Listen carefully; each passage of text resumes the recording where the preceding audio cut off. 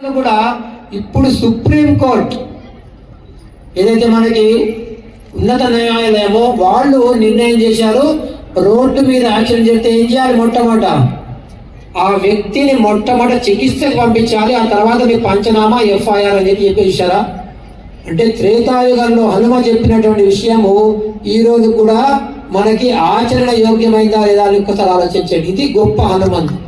అయ్యా చెప్పండి కొట్టండి. జై శ్రీరామ్, జై హనుమాన్, రామ లక్ష్మణ జానకి.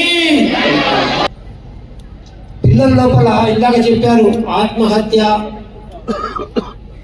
డిప్రెషన్ లో పోయి పిచ్చోళ్ళు అయిపోయినవి, ఇంట్లో వెళ్ళిపోయి ఇవన్నీ కూడా ఇప్పుడు భాషలో ఫ్రస్ట్రేషన్, డిప్రెషన్ రకరకాలుగా చెప్తుంటారే అవి దూరం అవుతాయంట. హనుమాన్ చాలీసాలో స్పష్టంగా చెప్పారు.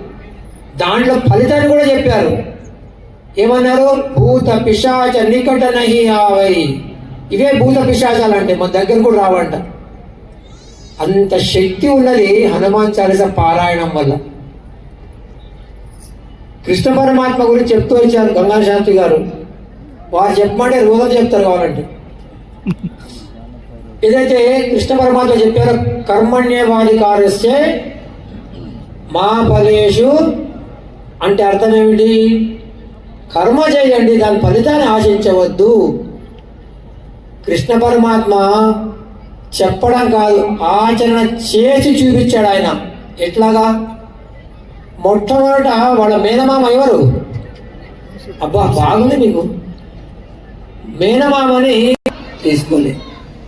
ఆ తర్వాత జరాసంధుడు అనేక మంది రాజుల్ని బందీ చేసుకున్నాడు ఆయన శక్తితోటి.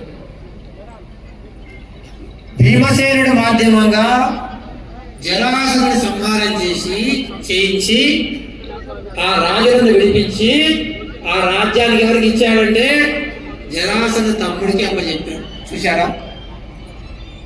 కర్మణ్య